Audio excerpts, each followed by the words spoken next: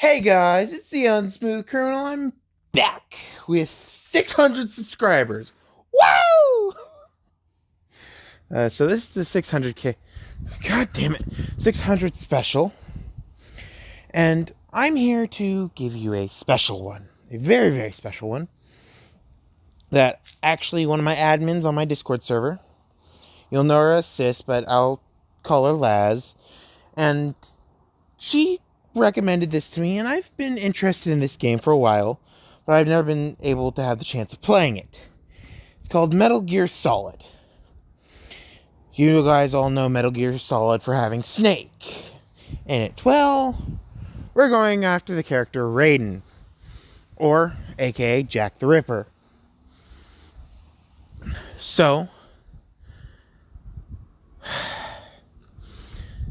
quick little backstory of Jack the Ripper. Jack the Ripper was put into the military at a young age. He was the leader of his own platoon at the age of 6. And he was literally born into killing. Almost literally. But he was born into killing. And it messed him up. Completely. It just completely messed him up. So I'm going to do something that will mess him up in this one. But I'm not going to make him a full-blown killer. So, and by the way, all assets talked about in this story, with it, only the ideas are mine, but the assets, like the world and the characters, are not owned by me. Okay? Are not owned by me. The only ideas that are owned by me are the basis of the storyline and little things that happen that aren't part of the original canon storyline for Jack the Ripper, also known as Raiden, or My Hero Academia. So we start with a scientist, and this scientist is studying nanomachines. And everybody knows what nanobots are. They're little robots that help with building, controlling, and doing stuff on other people. But he's having no luck until his colleague, a female worker, shows up and is promoted really quickly. And he gets angry at this and asks what is she doing, and she says she's using her quirk to help. She goes around to each department and sees what's wrong with each machine, and she uses her quirk to help fix it. And he goes, that's bullshit. You can't do that. There's no quirk like that yet. And she goes, I have a quirk called technomancy. It allows me to control and understand robots, or also known as AIs. But the downside of my quirk is they gotta have an AI installed. So these little nanobots, if you install an AI, I can tell you exactly what's wrong with them. And he goes, okay, I will do that. So he installs an AI into the nanobots, and she tells him that such and such is wrong with the nanobots. And he goes, okay, I'll fix it immediately. And he fixes it, and he's like, thank you. That was a big help. And she goes, you're welcome. And also another downside of my quirk is they now have a mind of their own. And he goes, oh crap. And the nanobots breach containment. So that's very helpful to know. And these nanobots are acting like a symbiote. So anybody knows what a symbiote is. So there's a family on vacation, and they're currently asleep in the woods, and this research lab is underground. The nanobots get to the surface, and they start looking for some people to hide with. And they find the father. They get into the father, and the father dies. They go to the mother. The mother dies, and they see that there's a little girl. She's roughly 3 at the time. And they're like, oh crap, if we try doing it to her, she's gonna die. We can't do it to her. And she sees this little creature, and they made a little creature, like squirrel kind of looking, because they saw a squirrel, and they're like, oh, let's blend in. because they saw multiple squirrels. Duh. So they took the form of a squirrel, and she just enticing it over, and it slowly comes towards her, and the nanobots, who think like a human, are like, oh crap, if we get any closer, we're going to attach and infect her, and if we infect her, there's a chance that she might not survive. And since this AI has a ingrained program to sustain human life as much as possible, this AI is like, we can't go near her, but it needs to act like a fourth creature. So she keeps coercing it over, and more and more and more, and all of a sudden it breaks apart and lunges at her, and she screams and whipping her hand back, and it continued to lunge at her and latched onto her, and it started going through the skin and into her bloodstream.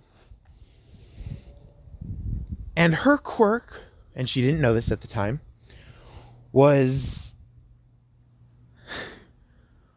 hypersonic. Anything she grabbed, she can turn into a literal hypersonic blade. So she could turn a stick into a warm knife through butter on anything. And she didn't know this, and her parents had her father had a speed quirk and her mother had a control quirk, so it kind of mixed together. And the nanobots didn't have a tracker in them at the time, because the scientists like, oh, I don't need to put a tracker in it because it's not sentient. I just put an AI in it for controls, and the AI gained sentience and escaped. And so the little girl now hears a voice in her head, because the nanobots ran straight to her brain to contact and communicate to her that she needs to get to a city and tell the heroes that there's a research lab. And she understands everything now, because they're boosting her intelligence. And they see her genetic code, and they can understand quirk genetics. So they start deconstructing her genes and putting them back together on like one cell at a time. So they change her genes into a perfect weapon, because they were programmed to do so.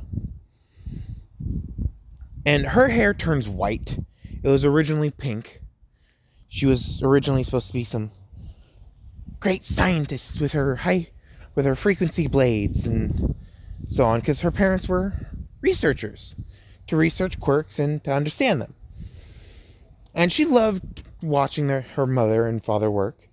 But this happened, and she's gaining the intelligence, and the robots start doing that, start splitting her genes in her brain, and they put it back together. And they did something wrong by they put the brain's genes back together and put the brain back together, and she gained another personality.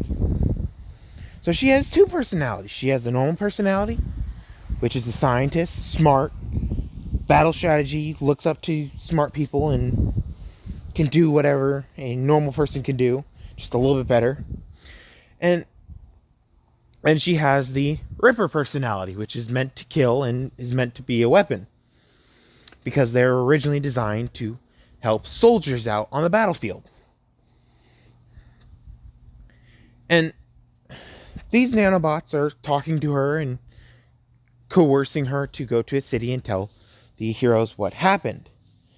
And she asks what happened to her parents, and the nanobots won't let her go into the tent, because they have some control over the nervous system. And whenever she goes to reach for the zipper, the nanobots stop her. And she says, why can't I talk to my parents? This is all in her mind, because she can't speak to the nanobots. She can only think to the nanobots. And this voice keeps saying that, just go to the city, just go to the city. And she's starting to freak out, like, what's wrong with my parents? Where are my parents? I want my mommy and daddy. And the nanobots are like, she's going to learn anyway. So they show a video of them going into the old host and the host dying of cardiac arrest from the procedure not working. And she starts to cry because her intelligence is now of a 10-year-old. So she understands, oh, cardiac arrest, bad. Very, very bad. Some scientific terms for death, very bad. Very bad. Parents, dead. Sorry, but dead. And she understands this, basically, and she goes, oh, okay. And so the nanobots are currently still pulling her apart and putting her back together. And they're programmed to do this right when they get into a human host. So they literally told her, at the end of this pain that you feel, you're going to be stronger than a normal human. And she goes, okay, are you going to stay with me for this entire time? And the nanobots say, our programming is self-destructing after we're done building you. And she goes, oh, okay. And she starts walking towards the edge of the forest because she has somehow a visual compass in front of her. And all of a sudden she goes blind, but she still walks, and she somehow swerves around the trees. And she walks and walks, and all of a sudden her vision comes back. And she doesn't just see normal things anymore. She sees infrared, she sees night vision, she sees normal vision. She has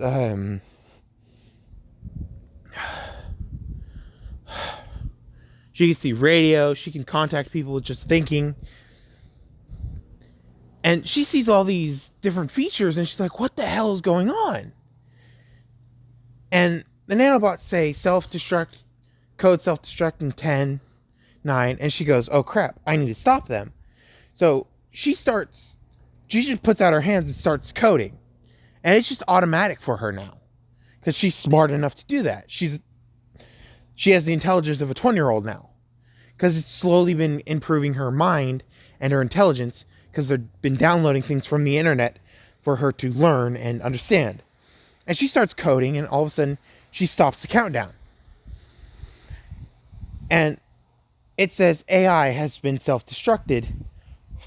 Primary task still continuing. And she goes, what's the primary task? And the nanobots, in her mind, which has a soft female voice now, says, primary task, upgrade host. Tasks complete.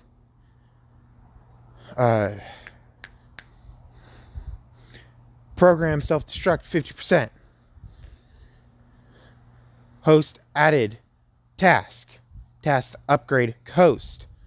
Host requires more materials. And she goes, what? And she thinks, oh, I must be needing to eat food, because I am getting a little hungry. And so when she gets into the city, she starts walking towards one of the hero agencies that she knows where it is, because she has a mental map, basically. And she walks up to the hero agency, and he walks up to the front desk, and the front desk goes, what can we help you with? And she says, let me talk to such and such. And she just says the name straight up. And the front desk knows exactly who she's talking about. But she goes, who? And she goes, Night-Eye. Let me talk to Night-Eye. And Bubble Girl goes, okay, may I take your name? And she goes, Night-Eye's already expecting me. I've already emailed him. And can you please just take me there?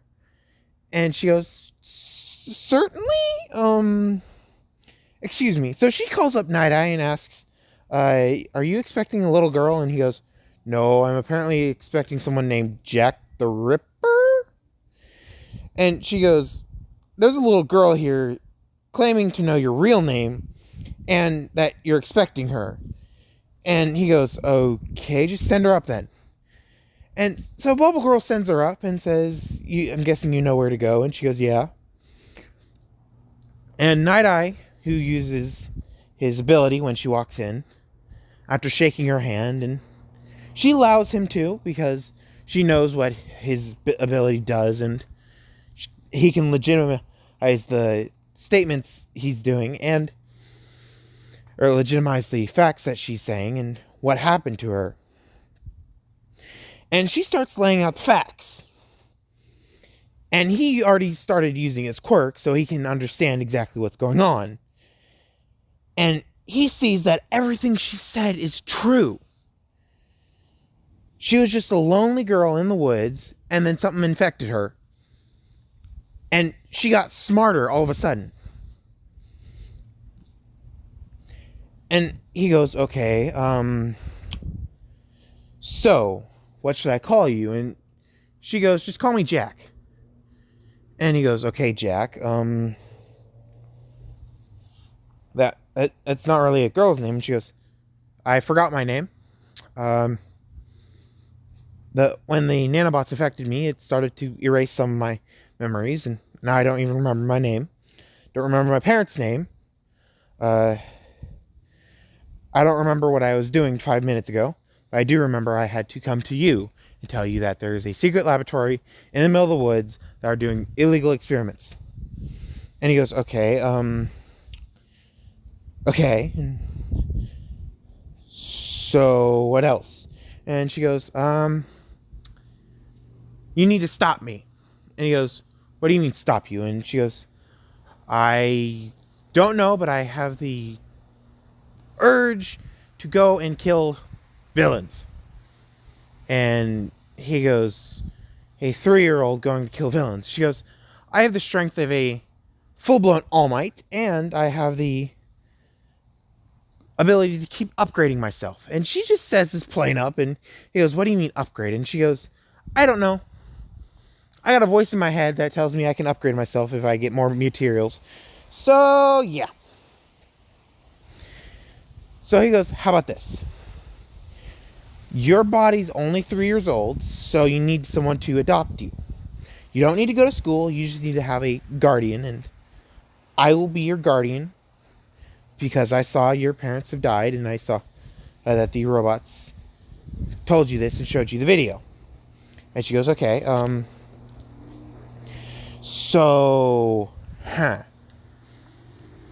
you're going to be taking care of me for the next 15 years? And he goes, yes, I will.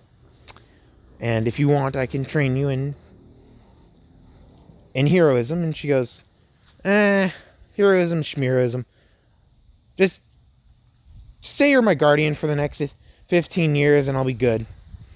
And he goes, okay, I will do that. Anything else? And she goes, nope. And he goes, okay, for me to be your guardian, you must make a contract. And if you break this contract, I'm not your guardian anymore, and I will not take care of you anymore. And she goes, okay, what is the contract? And he says, no killing whatsoever. And you must use the knowledge from those nanobots to create cybernetic limbs and enhancements for heroes when they get injured. And she goes, I can easily do that. I will get right on it once I am adopted by you. And he goes, good. Oh, and you probably already know this because of the internet, but I secretly have a wife. And her name is Mirako. She likes fighting. So if you start fighting her, be careful. Especially if you start beating her. She will not stop until she's either dead or knocked out. So, and she goes, I already know.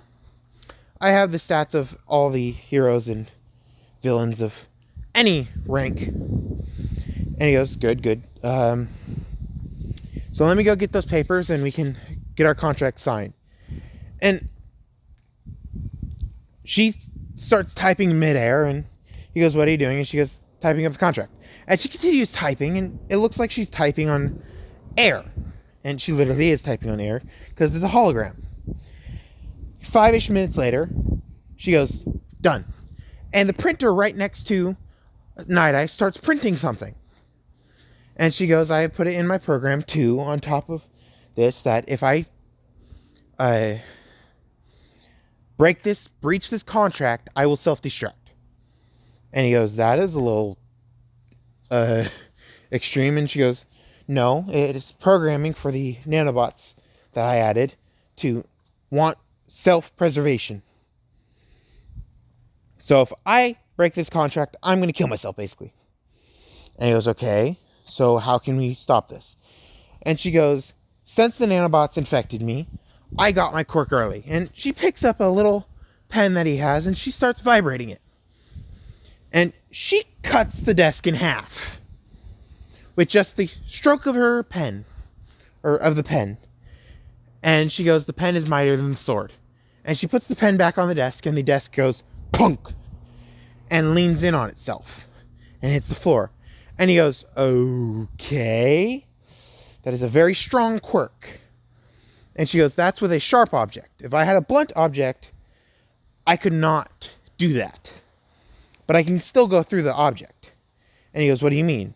And she goes, the nanobots have understood my quirk and now know that if I use a blunt object with my quirk, it would go through the object. It would feel like you're getting sliced in half, but you don't actually get sliced in half.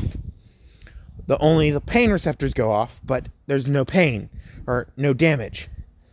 So if we can make a sword that is blunt and it shocks people, I can knock people out with sword strikes with an electric sword. And he goes, okay, but there are points in time when you need lethal damage. And she goes, I know, I have an idea for that. And she starts typing in midair again, and it takes her all night, and she's just standing there. Night Eye is just sitting there, and Bubble Girl texts Night Eye saying that she's going to go. It's the end of her shift. And Night Eye goes, what do you mean? It's only been like 3 minutes. And she goes, no, it's been 4 hours. See you tomorrow. And she locks the door, and Night Eye's still in his office. And he texts Aizawa, can you tell my wife for me that I will be late? And Aizawa goes, oh, he's dead. And he looks at Mirko, because she works at UA with him, and says, he's going to be a little late. He got caught up at work. And she goes, if he does not have a good excuse, I am whooping his ass in a fight.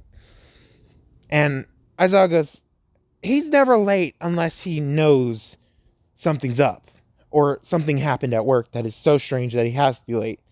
And she goes, true, true, true. And Mirko gets an email saying, your daughter's first checkup is tomorrow. And she goes, what? And she shows this to Aizawa, and Aizawa goes, I didn't know you had a daughter. And she goes, I don't. And he goes, well, talk to Night Eye. And so she picks up her phone, and she calls her husband. And she goes, honey, what have you been doing today? He goes, I'll tell you when I get home. Love you. And hangs up. And she calls him back saying, did you just hang up on me? And he goes, I don't know. Did it sound like this? And he hangs up again. And he goes, I am so dead. But that was freaking funny. And he starts laughing. And Mirko starts chuckling, going, if that wasn't funny, I'm going to kill him. And she puts her phone in her pocket and says, Aizawa, I'll see you tomorrow. And she walks out. And he goes, oh God, that tone of voice is so scary. And Midnight calls, honey, are you ready? And he goes, yes. And she goes, did anything happen while I was gone? And he goes, nope, not at all. And she goes, are you lying to me? And he goes, yes. And she goes, what happened? And he goes, Mirko apparently has a daughter. And Midnight goes, excuse me? And he hears the same tone of voice, and he goes, I'll tell you everything when we get home. And she goes, no, you'll tell me everything on the drive home. And he goes, okay. So on the drive home, Aizawa explains what happened with Mirko and everybody else. Now with Mirko, she goes to the Night Eye's house, and she gets ready for the next day, and she passes out on the bed. And Night Eye's still at his office, and it's currently midnight, and she goes, okay, done. Click. I just emailed you some schematics of a sword. Well, actually, 2 swords that are going to be very helpful in what I'm going to be doing. And he goes, okay. And what about this blunt sword that you said you could make? And she goes, oh, I sent you those schematics too. But those are the twin swords are for the first schematic. Well, actually, they're more machetes. But they're the first schematic I sent you. And the second schematic is the blunt sword that I will be doing for hero work later in life. And he goes, okay, I understand.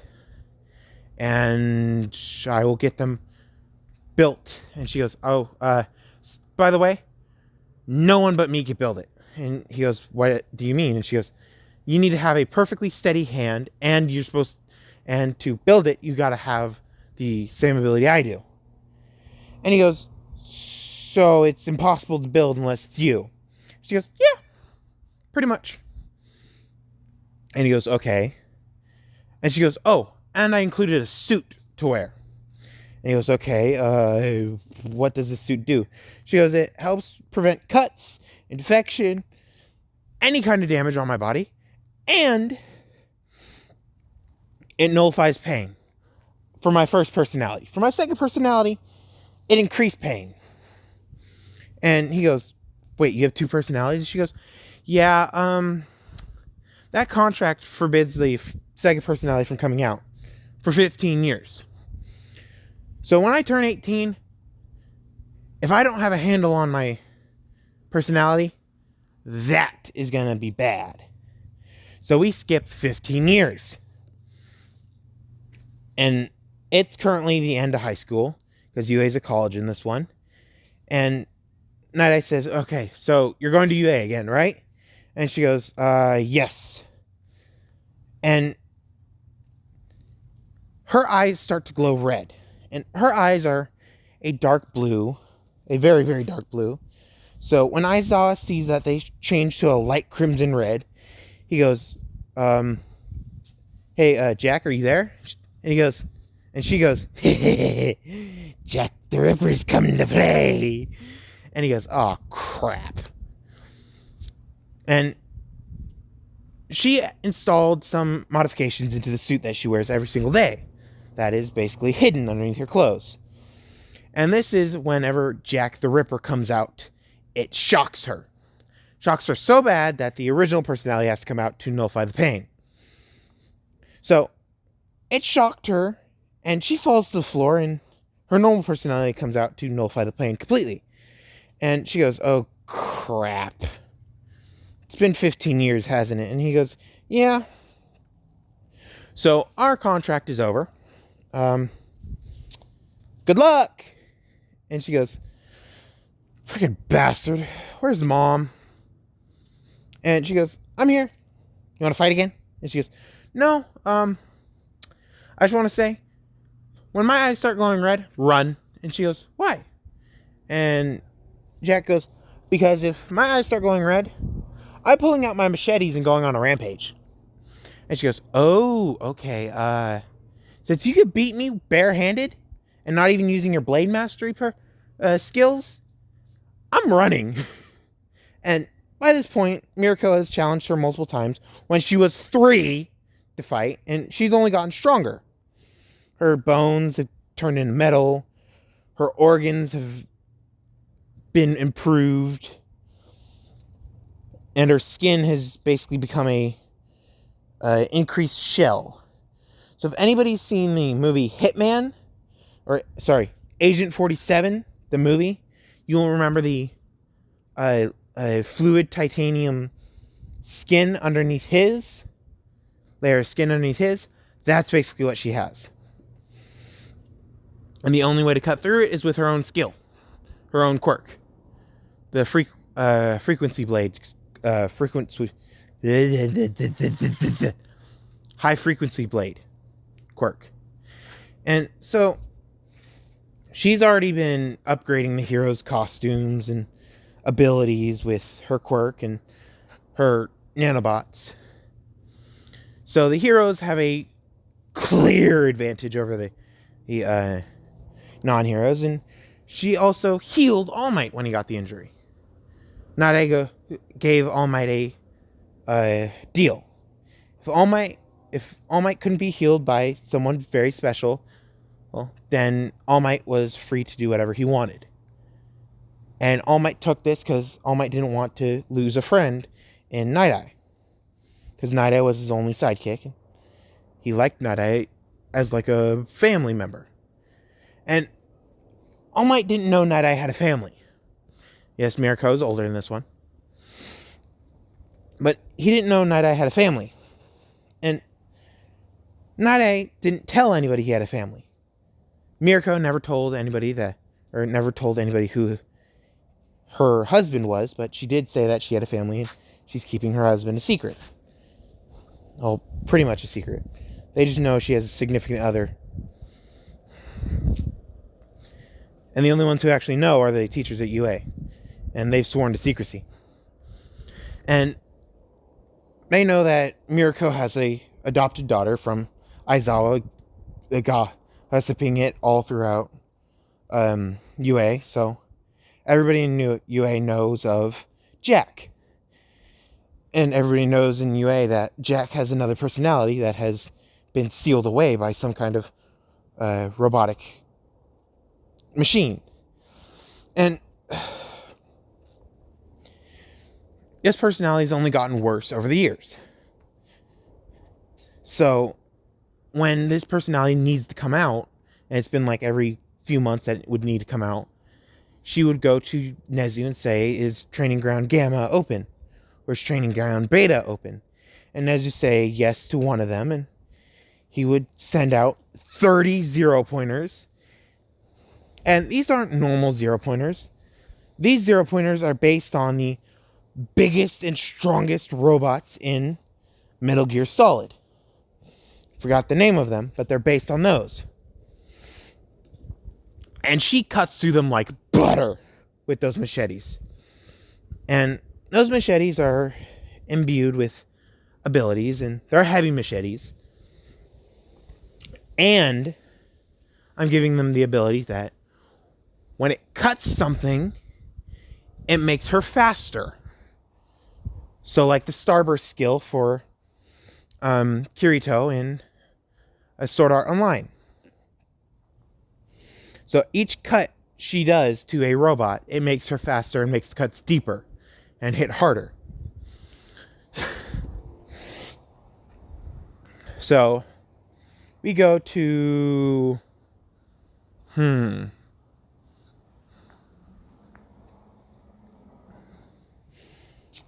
first day of UA, because she immediately gets in. She can't go to the entrance exams, or she could go berserk. It's the first day of UA, and she walks in, and she has a mask on. And she has like a robotic suit on. And this robotic suit is meant to, when Jack comes out, lock up so Jack can't move. And everybody calls her Jack, because she requested everybody call her Jack. And she sits in the back. And she sits down, and she starts typing on the desk, and it's making the ticking sound of someone tapping with metal on a metal desk. And Ida gets irritated, and he walks over and he tries to get her attention, and she's just ignoring him. And Aizawa hears him yelling, "Who the hell are you? Please stop that racket." And he's like, "Oh crap." And he gets up and he whips his scarf around Ida and pulls him to the front, saying, "If you mess with her too much, she's gonna cut your legs off." And Ida goes, "What? Who are you?" And he goes, "I'm your homeroom teacher. Now shut up and sit down." And Ida goes, "Oh, sorry, sir." And he sits down, and they still hear the tapping. And this is a few minutes before school starts. Once the bell starts, the tapping stops. Once the bell sounds, the tapping stops. And the visor slides up. And they don't see a ugly face. They saw the long hair. They're like, "Oh, it's a girl." They see a snow white skinned girl. And it's a straight face. And Minetta's like, and Kaminari's like, "Damn." Mina's like, she puts us to shame. And everybody has their own reaction to her, and she has a reaction to one kid in class. And I'm not going to put a ship in this one, except for foreshadowing a ship. If you guys want this to be a full series, I'll redo the first part and give you guys a full ship. So she basically, yeah,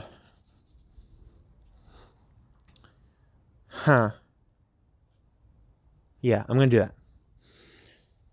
So she basically reacts to only one person walking in.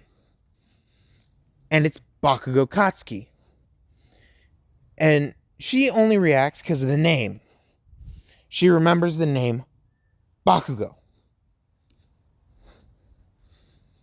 And without noticing, she whispered Kachan. And he snapped his head back, being like, "What?"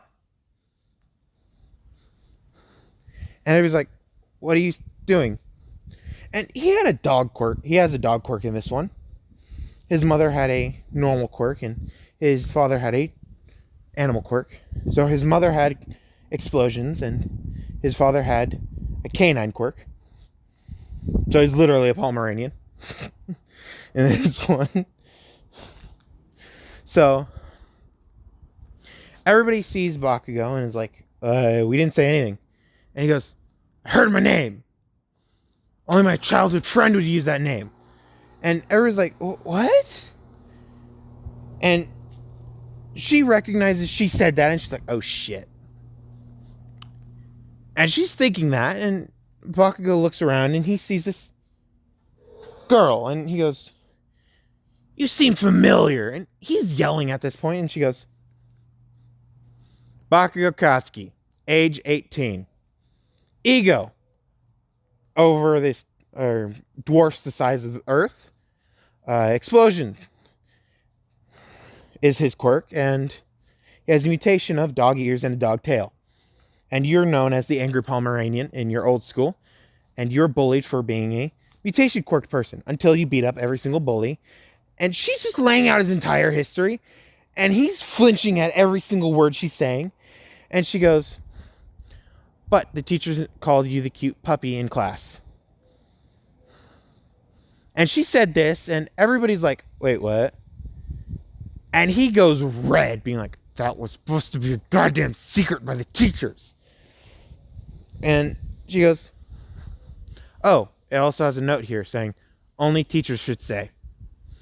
And Aizawa's laughing his ass off now, because the biggest egoed person in class just got his whole entire life read off in front of a group of immature children. And he's like, "Oh, that's friggin' hilarious." And Aizawa's like, "Okay, everybody, please be quiet. And Jack, just don't say a word." And she goes, "Yes, sir." And her mouth shuts. And she starts typing again. And Aizawa goes, "Can you please put the pad on the table?" And she goes, "Oh, crap."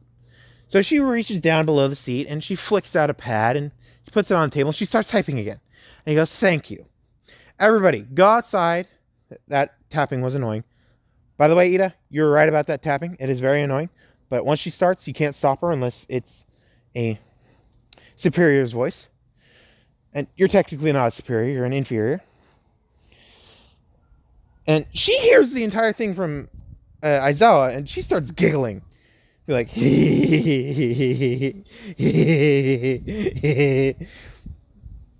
and they all hear this giggling, and Aizawa goes, "Your mouth is open." And she shuts her mouth immediately, and she stopped giggling. And he goes, "Good." And he continues to explain, and they're like, "What's going on?"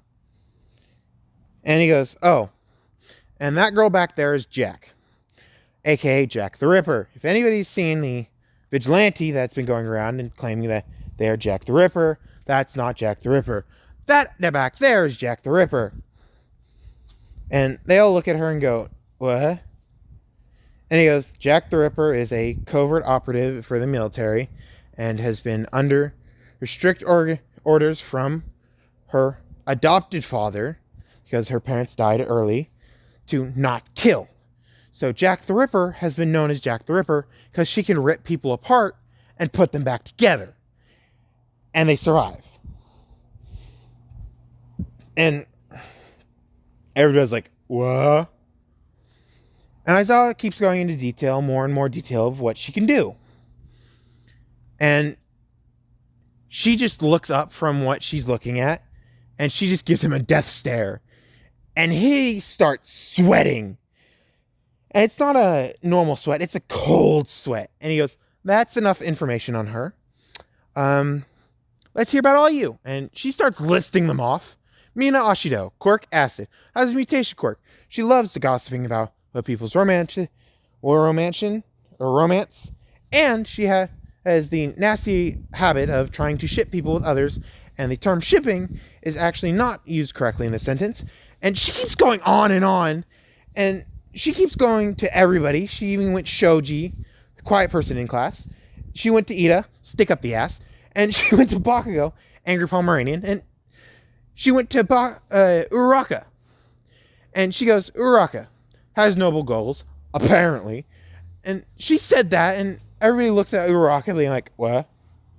And Uraraka's like, crap. And she goes, she's really just a money hoe. And she goes into detail about what Uraraka has done in the past. And Uraraka keeps hearing more and more of her illegal actions. And nobody can hide anything from her. Bakugo has been the nice kid to the quirkless population, but has been the mean kid to the quirked population that has mutation. So he's kind of back and forth on the nice and mean scale. Hagakure, on the other hand, is nice to everybody, but she loves scaring the shit out of people. So then there's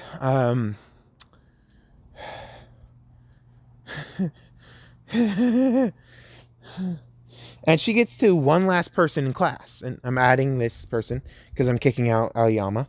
And she goes, and this is the worst person of them all. He's fat, he's lazy, and he doesn't want to do shit. And he goes, Ellie, you're right. And she goes, yeah, because nothing can be hidden from me. And this person goes, fine, let me introduce myself and my quirk. And she goes, no need. And she says his name, and she says his quirk, and they're going, bruh, he was willing to say everything. And she goes, I know, I'll do it for him. And she says everything about him, and they're like, damn, he is fat and lazy. And he goes, I know. That's the side effect of my quirk. And I go, what do you mean? And he goes, did you not hear the name of my quirk? And they go, yeah. And he goes, exactly. My quirk is inertia. And when I start moving, I don't want to stop moving. But when I sit still, I don't want to move. So, especially when I punch. If my punch goes past the length of my arm, I can blow out my shoulder very easily. And she goes, yes, your quirk, inertia. I can actually help you with that. And he goes, really? You can take away the effects? And she goes, no, sadly not. You're going to still be fat and lazy all the time. And he goes, damn it. And she goes, but I can help you with the injuring yourself part. And he goes, cool. So what can you do? And she goes, I can make you a cyborg. And he goes, so what? And she goes, I can make you a cyborg. And he goes, okay, what does that have to do with being taking away the damaging yourself part? And she goes, I can give you cybernetic enhancements to give you more arms. So when you break one, you can get another one easily. And I can give you cybernetic enhancements to balance out your quirk. And he goes, cool. I'll be like Cyborg from DC. And she goes, no, just your arms. And your legs. Well, no, your legs should just use armor. Because apparently it says here you did karate and you're a junior black belt in karate, and you mainly loved kicking people, and you can't turn off your quirk, so... And he goes, yeah. Yeah. And they go, how strong are you? And I go, and he goes, not very strong. I can only lift a 3-pound weight. And they go, then how the hell did you break the brick wall outside of UA? And he goes, that's when I just lifted straight off the ground. If it's moving and I grab it, I can lift 1,000 pounds. And she goes, calculation's actually incorrect. You can lift 3.2 tons.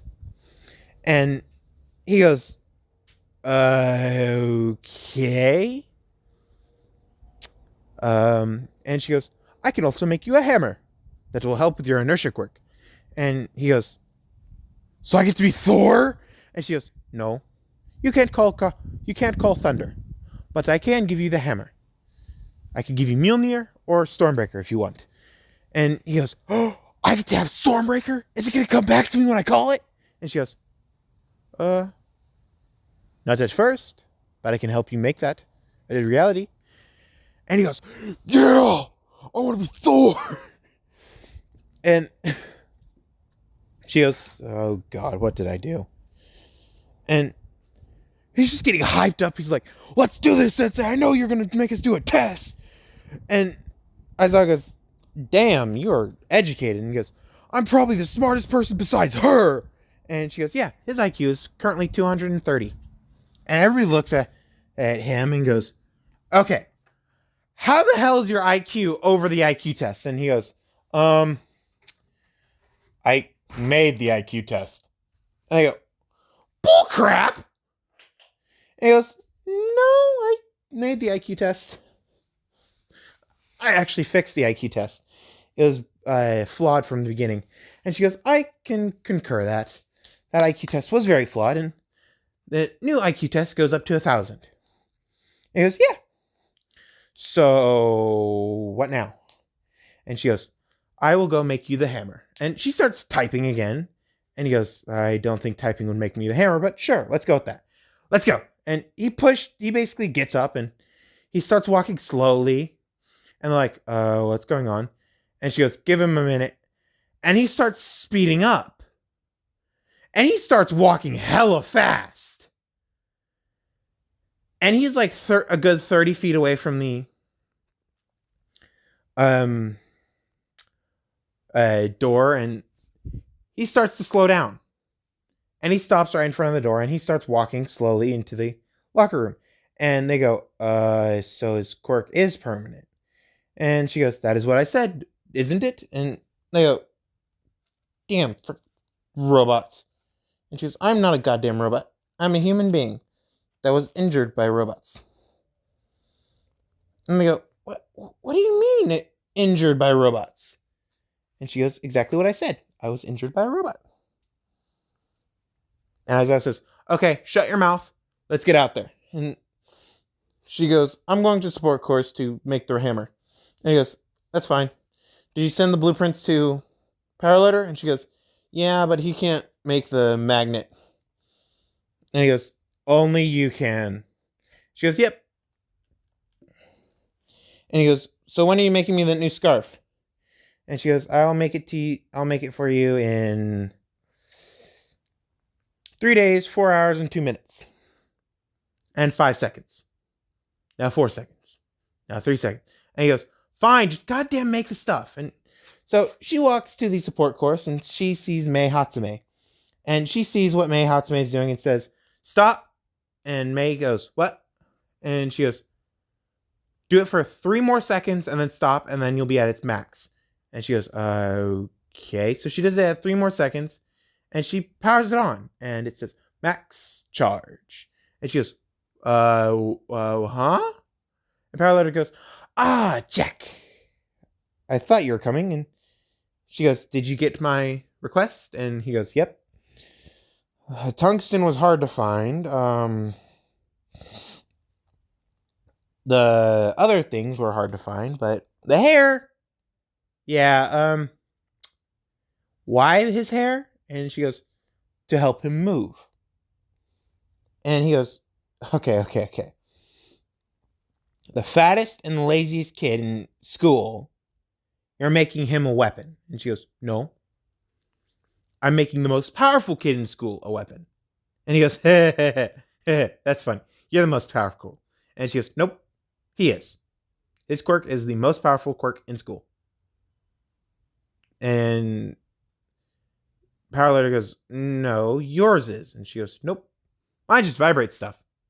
And he goes, then how are you so smart? She goes, incident, child. Long story, can't tell. And he goes, okay. And Powerlighter goes, but all the materials at your workstation, anything you need me to do? And she goes, grow me a tree. And he goes, oh, what? And she says, go to the general courses teacher and ask her to grow me a tree. And he goes, okay. And she goes, I know you want to go see her, so just go. I would have asked her myself, but I know you want to see her. And Parla goes, what did I tell you about looking into my personal life? And she goes, I don't care. I do it to everybody. Mei Hatsume here is a very self-destructive person. And Mei goes, I'm a very scientific person. I test everything. And she goes, I know. But you're very self-destructive by the fact that if you test something, you blow yourself up. It's just true. Yeah, that's very true. So, can you help me continue making more stuff? She goes, after I make this hammer. So she walks over to the station and she takes the hair and puts it in between two tungsten chunks. And she walks over to the forge and she takes off her restriction outfit and she puts on an old blacksmithing outfit. And this restriction outfit only works around normal students, not Mei Hatsume. Because Mei Hatsume is a useless non-combatant that Jack doesn't want to kill. For some odd reason. So she puts on the normal blacksmithing attire with the leather and everything. And she uses her bare hands to touch hot metal. Because her bare hands are basically oven mitts for herself. And she grabs the hot metal. She puts it on the platform. And she starts hammering it. And with her strength, she hammers it like 3 times. And it's basically at the shape that she wants. She goes, okay, time to shape it up the rest of the way. So she lowers her strength and starts to beat it with the hammer a little bit more. Shaping it better. So she has an axe point and a hammer point. And she goes, okay, this is a good heft. It will be easy for him to wield because of the hair. And she walks out to the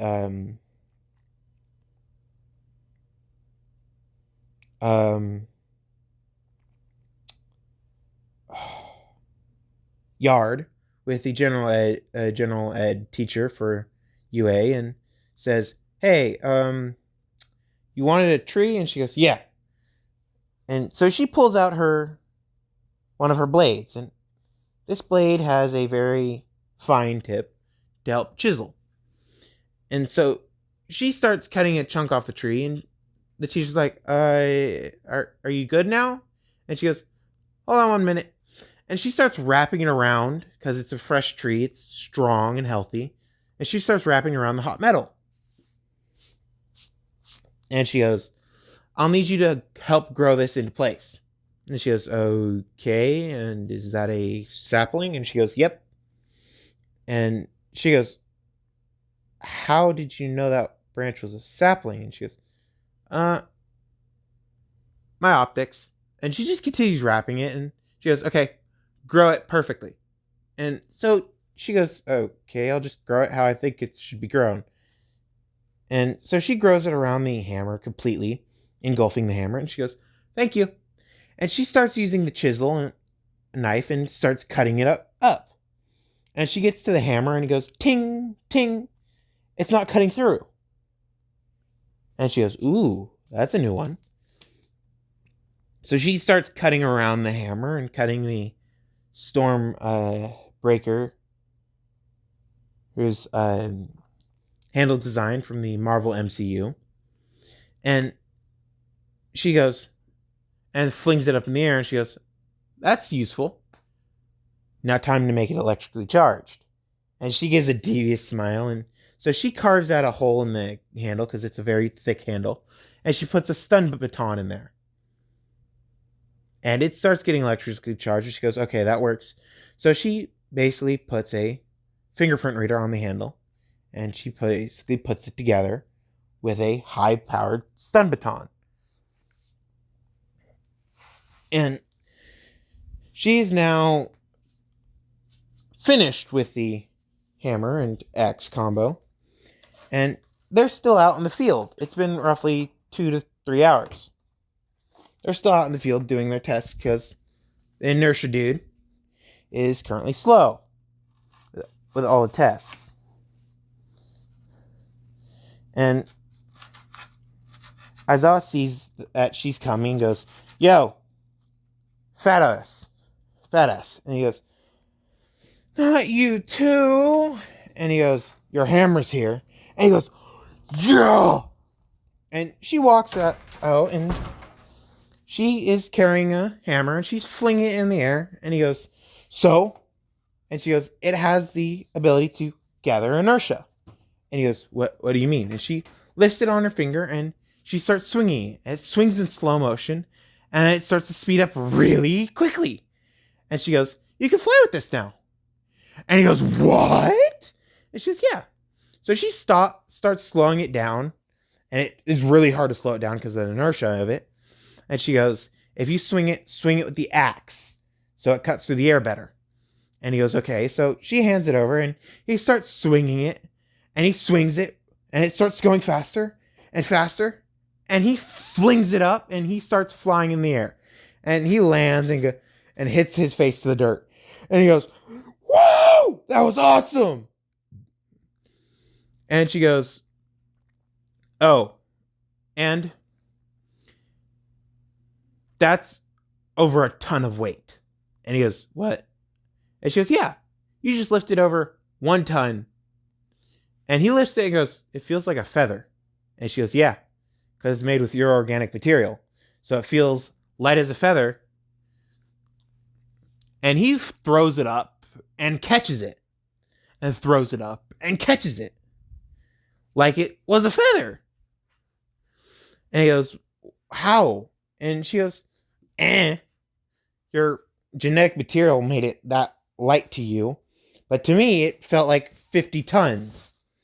And he goes, "But you're wielding it like it was light to you." She goes, "Yeah. Anything is light to me." And she goes, "All Might, why don't you get out here?" And All Might goes, And she goes, "Yes, I see you." And he's hiding behind a wall because he's scared of her. And he walks out, "Ha ha, I am here." And she goes, "Yeah, I know. Now get over here." And he goes, "Yes, ma'am." And they all hear him say this, and they're like, "What's happening?" And she goes, "Okay, this is All Might." And she lifts him with one arm, going, "Yeah, he's light. Compared to your hammer, he's light." And this dude goes, "Cool. So I'm guessing the axe is for if I need lethal combat." And she goes, "Yeah. Don't aim for the head, though. Just aim for the chest." Sorry, and Infinity War reference. I put 2 Infinity War references in the same video. Sorry.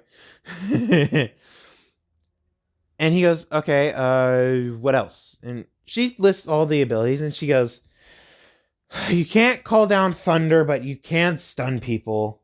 And he goes, "What?" And she goes, "Yeah.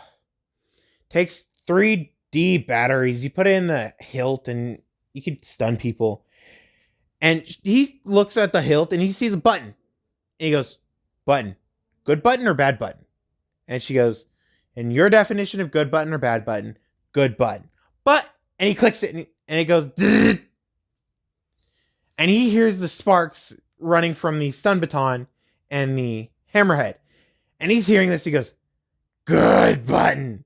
And he clicks it again, going, what were you about to say? And she goes, I was about to say that if you turn it on, only turn it on when you're about to hit something. And so he goes, oh, All Might, you want to spar? And All Might goes, hell nah. And everybody sees All Might's reaction and goes, what? And All Might goes, I remember the last time we sparred. And he goes, yeah, sorry, I kind of kicked you through 3 buildings.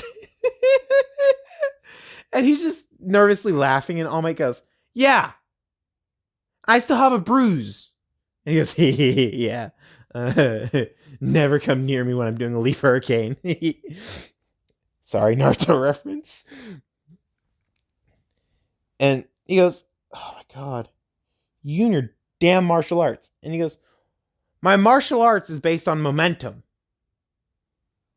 So the primary lotus that I put you in was supposed to break your neck, but since you're muscle head, and he goes, yeah, I'm a muscle head. What of it? And he goes, because you're a muscle head? You didn't die from that primary lotus? And he goes, yeah, but I almost died from that leaf hurricane. And he goes, no, you wouldn't. If you didn't die from a primary lotus, you wouldn't have died from a leaf hurricane. And All Might was about to say that he's already injured, and Aizawa goes, whoa. I think that's enough arguing for once. You. And he points at a random student and says, go tell Nezu that he got a support item. And now you have to register that, and it's probably the worthy hammer that you have. And he goes, could you make me a Mjolnir? And she goes, no, I cannot. I already made you a Stormcaller. Or Stormbreaker. Stormbringer. God damn it. Stormbringer. The name is Stormbringer. I've been saying the name wrong. Stormcaller. I'm going to just call it Stormcaller now. I already made you a Stormcaller. I'm not going to make you a Mjolnir. And he goes, bah. And she goes, no. I made you a Stormcaller, and it's 3 times heavier than it actually should be for in-movie replica. But if you can find a way to entice me to make it, I could possibly think about making you one. And she currently has her locking suit on, that if she goes to Jack the Ripper mode, it locks and she can't move. And he goes, if I beat you in a fight. And she goes, yes. And he goes, okay, so I'm going to need my hero suit on so I can actually fight properly. And she goes, I know. I'll give you 10 minutes to get it on, because it takes you a while to get back to class, get the box, and go back to the changing room to change. So you get the box, you get out to the training field, and I will fight you. And so they go to the training field. Ooh, it's already an hour. They go to the training field, and she has her machetes out. Emphasis on machetes. And he has 2 weapons. He has a sword, and he has a hammer. He has Stormcaller, and he has Excalibur. And he had Excalibur made specially for him from a very specific bladesmith. And he goes, do you want me to use Excalibur or the Ebony Blade? And she goes, which one's faster? And he goes, Excalibur is heavier, so it's faster in some sort of sense. Ebony Blade is lighter, and it's cuts through the air easier, so that one's faster in some sort of sense. And she goes, which one does more damage? And he goes, since they're both made out of tungsten, both? And she goes, so they're interchangeable. And he goes, yeah. She goes, is the Ebony Blade 2-handed? And he goes, yeah. She goes, Excalibur. And he goes, but which one? 1-handed or the 2-handed version? And she goes, oh, I don't care. Pick one. If you go with 2-handed, go with the Ebony Blade, because it sounds pretty. And he goes, It is very pretty. And she goes, okay, then the ebony blade. And he goes, okay. So he goes back to the wall and he sheaths the one-handed Excalibur, puts it down. He puts the Stormcaller down, and he grabs a katana sheath. And she's like, oh, he's going to put it on his hip. He slings it over his back. And she goes, the fuck is he doing? And he pulls the ebony blade out and he lets it hit the floor. And it just tapping the floor cuts the floor. And he brings it up and he's holding it like you would the ebony blade in Skyrim, off to the side. And he goes, are you ready? And she goes, yes. Are you going full speed or half speed? He goes, which one do you want? And she goes, full speed. And he disappears. And it was like, what the hell just happened? And All Might goes, oh, crap. She said full speed. Oh, crap. And all of a sudden, they feel a giant shockwave. This wasn't just a normal shockwave. This felt like a cut to the air. And he goes, everybody out of the city. Out. And he's pushing them out now. Literally, physically pushing them.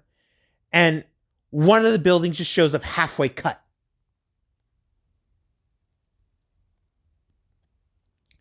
And it was like, what's going on? And he goes, he's using his full power. Now, everybody out. And it was like, what is his full quirk? And he goes, his quirk is inertial dampener. And they go, what does that do? And he goes, his quirk allows him to gather up inertia while just normally moving, and he can use it all at once. In any motion he does, he can gather up inertia. And if he gathers up enough inertia, he can basically fight like he's the god of speed. Godspeed reference. And they all look at him and go, what? And he goes, yeah. But after, he looks as skinny as a skeleton. So I suggest we all leave. So they all go to the observation room and they see from the edge of the city, which has a giant wall that is made entirely of super strong material, they see cuts appearing on the wall. And they only see flash of sparks in the center of the city. And everybody's asking, what's going on? And Aizawa says, they're using their full strength. And he is in his sleeping bag, just on a couch. And they all go, ah! And he goes, oh my god. And he gets out of his sleeping bag, and everybody's like, oh, hi, Zawa. When did you get here? And he goes, I've been here the entire time. And they go, oh, so what are they doing? And he goes, they're using their full strength. That man right there, his name is Alexander. And his last name is unknown. And they go, what do you mean? He's in the school. And he goes, yes. But even he doesn't know his last name. They go, okay, so what's so different about that? And Aizawa goes, because he's over 3,000 years old. They go, bullcrap. No, he can't be. And Aizawa goes, yeah, he is. And that sword he's wielding is not from this era. That other two swords that he wields is not from this era. That hammer he wields is, because it was just made. And they go, hold on. What do you mean he's not from this era? And Aizawa says just that. He's not from this era. He came from an era of gods and goddesses. They go, what? And he goes, yeah, apparently he's a demigod. And they go, and Aizawa's straight faced, and they go, what? And he goes, from his power, I believe him. And I'm going to end it there. If you guys want this to be a series, I'll do a part 2, but this is a This is the 600 subscriber special. And I'm leaving you on a massive cliffhanger. So, talk to you guys later. Bye!